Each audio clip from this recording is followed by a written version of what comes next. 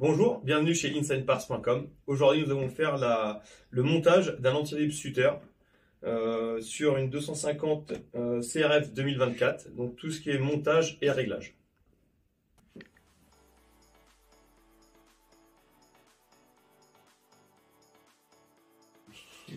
Donc première étape, démonter votre carter.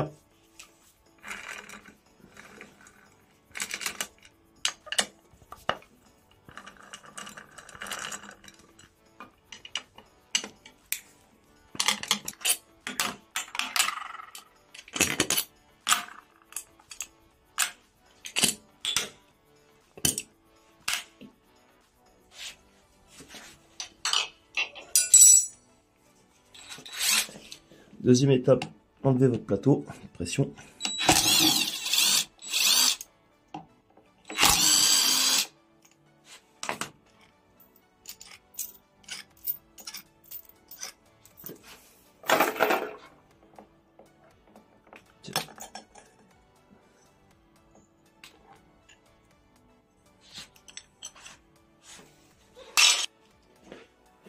Enlevez votre rondelle frein.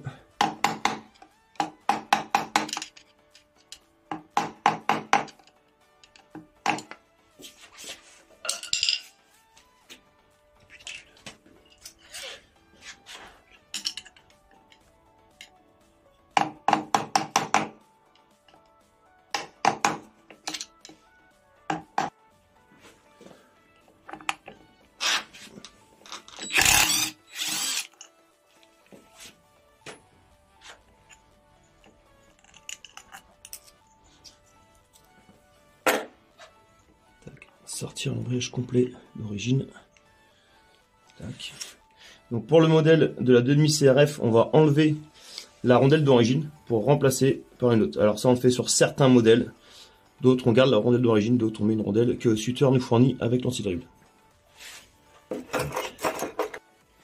Alors après avoir enlevé les 6 petites vis ici, vous enlevez votre plateau pression. Il vous reste votre noix anti-dribble qu'on va venir installer en lieu et place ici après avoir mis la rondelle fournie.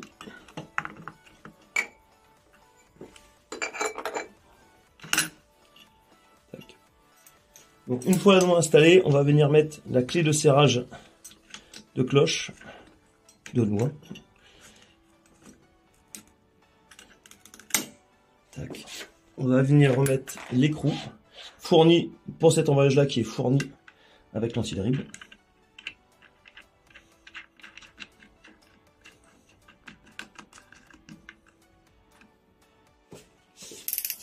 Donc on va serrer l'écrou au couple spécifié contre constructeur.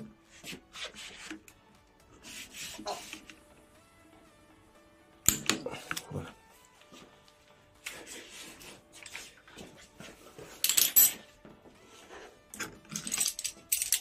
Ensuite, nous allons remettre les disques d'origine dans le sens indiqué pareil par le constructeur. Donc si vous remettez les disques neufs, pensez bien à les faire tremper dans l'huile neuve avant de les remettre.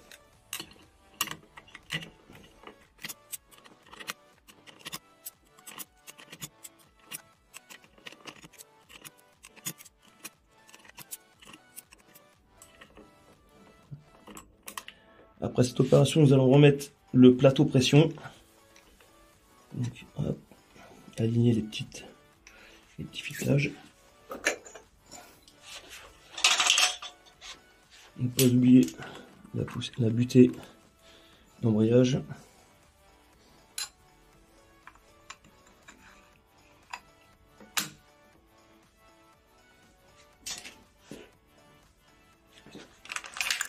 Donc on remet les vis. Donc là on va faire un premier montage à blanc pour pouvoir faire le réglage.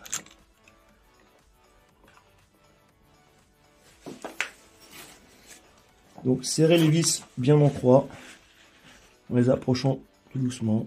Donc on fait un premier. Voilà, dès que ça approche, on fait en croix.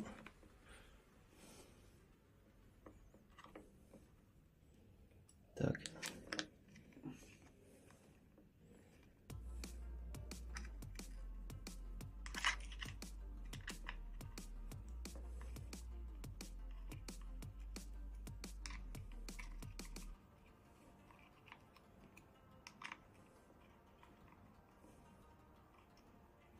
Donc là, toutes nos vis sont approchées, on va pouvoir commencer à les serrer. Donc on fait un tour en croix sur chaque vis pour approcher la rondelle derrière, pour éviter de la casser.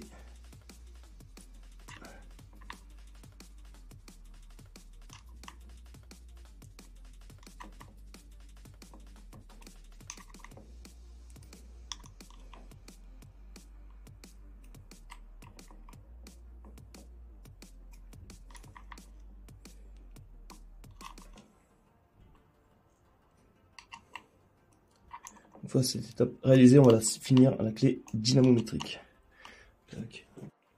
Donc serrage avec la clé dynamo.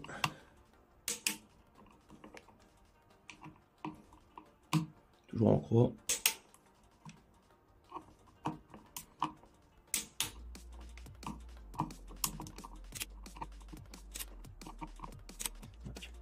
Alors l'installation est finie, nous allons procéder maintenant au réglage du gap. Donc pour ça, on va enlever une vis. Donc tout est serré comme on a fait tout à l'heure. On enlève juste une vis. Et maintenant, on va régler le gap. Le gap, qu'est-ce que c'est? C'est la distance entre l'anneau de poussée, qui est poussé par les billes ici, et qui va venir en fait pousser sur les vis de distance, et qui va décaler votre plateau pression. Donc ce gap a une donnée qui va être compris entre 0,8 et 1 mm. Alors donc pour ça, dans votre embrayage Sutter, dans la boîte, vous allez avoir une petite cale comme ça, qui fait 10 mm. Donc on va venir installer ici. On va prendre le pied à coulisse, donc le meilleur pied à coulisse numérique, avec une jauge de profondeur. Hop, allez, ici. Là. On va venir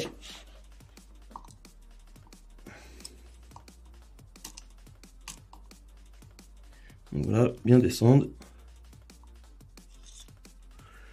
Alors là, on a une distance de 34,46. Donc on va, sur cette distance-là, on va enlever les 10 mm de cale et la longueur sous tête de la vis. Donc cette distance de là à là. Donc 34,46 moins 10 mm, calcul savant, ça fait 24,46 moins la distance de la vis. Donc pour la mesure de la vis, il faut prendre de la tête, donc sous tête, et à cette distance là. Donc toujours avec votre jauge de profondeur. Là, nous avons une distance de 23,43. Donc, voilà, notre distance prise avec la cale, moins la longueur de la vis, moins les 10 mm. Et là, on tombe à 1 mm. Donc, notre gap, il est bon. On est limite à la cote, on est à la cote maxi. Mais on sait très bien au début. On va remettre la vis. Surtout, si vous avez des questions sur le gap, n'hésitez pas à les poser en commentaire. Donc là, on remet la vis. Hop. On la resserre au couple. Alors pareil, si votre gap est pas bon, s'il y a trop de gap, votre embrayage ne déclenchera pas, donc il ne servira strictement à rien. Et si vous en avez pas assez, votre embrayage risque de patiner.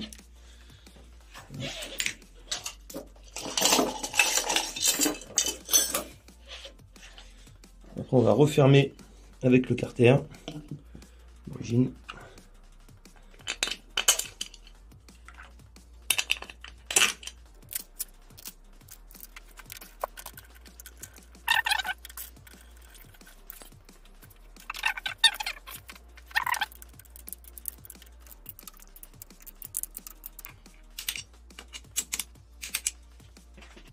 Donc voilà, on a terminé le montage du lancer dribble Sutter type super motard sur une moto de MX. Nous avons aussi la gamme pour le motocross, pour les sportives. Toutes les pièces détachées sont disponibles, c'est ça un peu la force de cette marque, c'est qu'on peut avoir toutes les pièces au détail qui sont disponibles sur notre site insaneparts.com. Et je vous dis à bientôt pour un prochain tuto.